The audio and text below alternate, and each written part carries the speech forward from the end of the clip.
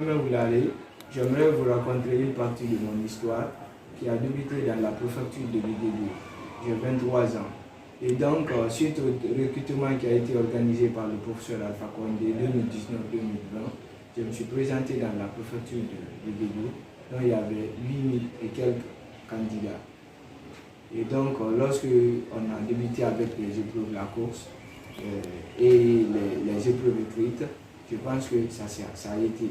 Et jusqu'à ce qu'on a retenu 200 personnes à côté à Biguédou. Et qu'on a dit que l'armée, c'est quelque chose qui doit être et elle est organisée par les militaires, pas par des civils. Et donc il y a une délégation qui est quittée à Conakry pour partir à Biguédou. Et donc c'est sûr aussi, on a repris encore le texte avec lui. Et donc finalement il y avait des résultats qui étaient disponibles. Je me rappelle bien, c'est 50 personnes qu'on a pris dans la préfecture de Biguédou.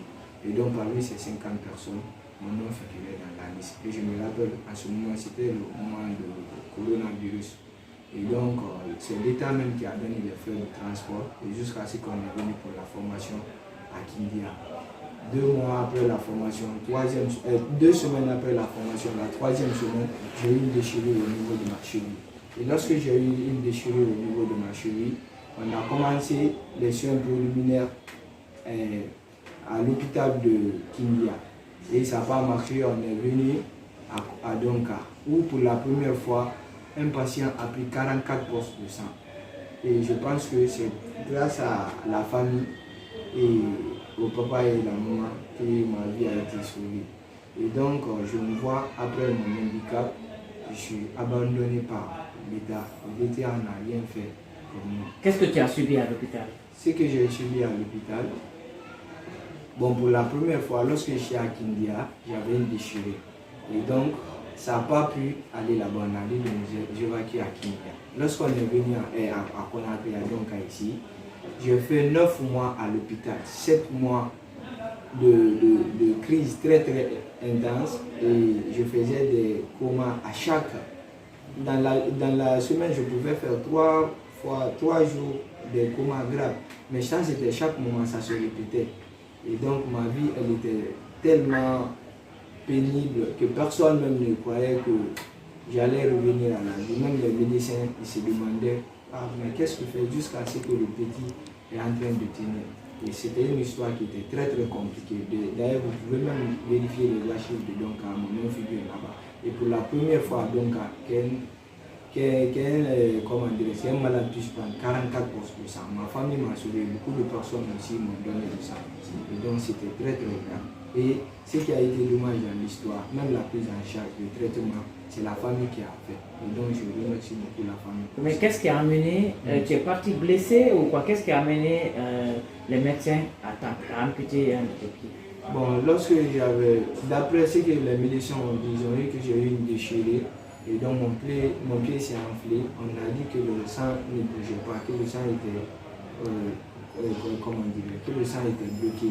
Et donc, suite à la curiosité, ils ont commencé à déchirer mon pied jusqu'à ce que, j'ai même les images, jusqu'à ce que mon pied avait commencé à pourrir là-bas du jour au lendemain. Ça a été quelque chose de très très difficile. Et donc, j'ai dit que la meilleure solution, qu'il fallait qu'on puisse amputer mon pied. C'est comme ça que le pied a été amputé. Et depuis après ça, puisqu'on apprend que c'est pratiquement votre camp qui vous a transféré à Conakry, et comment l'État s'est occupé de vous? Bon, l'État ne s'est pas occupé de moi. Même les frais médicaux, c'est la famille qui a tout pris en charge. Et jusqu'aujourd'hui, je n'ai rien reçu venant de la part de l'État. Et donc, je me suis entretenu avec plusieurs amis. Et donc les amis m'ont dit de ne pas rester bras croisés, de me battre pour que l'État puisse me venir en aide. Donc ce que je voulais. Actuellement, quelle est ta situation? Actuellement, j'ai recommencé encore les études. J'étudie au lycée Titi, en bas ici. Et donc ce que je voulais, je veux une prise en charge au niveau de l'État, pour que l'État puisse m'aider à avoir une bourse d'études pour aller étudier à l'étranger. Et si c'est même possible, j'aimerais avoir une audience auprès du président de la République, colonel Mamadi Doumbouya, que je puisse encore lui expliquer des faits que je ne peux pas dire aujourd'hui devant les caméras. Est-ce que ton état Aurait été autre personne, je pense qu'il n'allait plus étudier. Mais moi, parce que je ne peux pas croiser les doigts, je sais que j'ai une maman qui compte sur moi, un papa aussi qui compte sur moi. Et d'ailleurs, ma maman, elle a 4 enfants, et 3 filles et un garçon.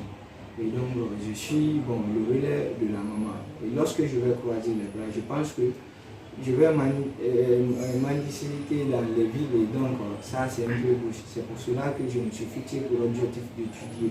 Et mon état de santé en Guinée ici, c'est pas facile, c'est très très difficile. Comme vous-même vous le savez, en État, dont les personnes qui sont munies de leurs organes de sens, ou bien dotées de leurs certaines facultés-là, ils sont peu vus au niveau de la société. Et donc, j'aimerais une prise en charge que l'État puisse m'aider à avoir une bourse d'études que je puisse aller étudier en étranger.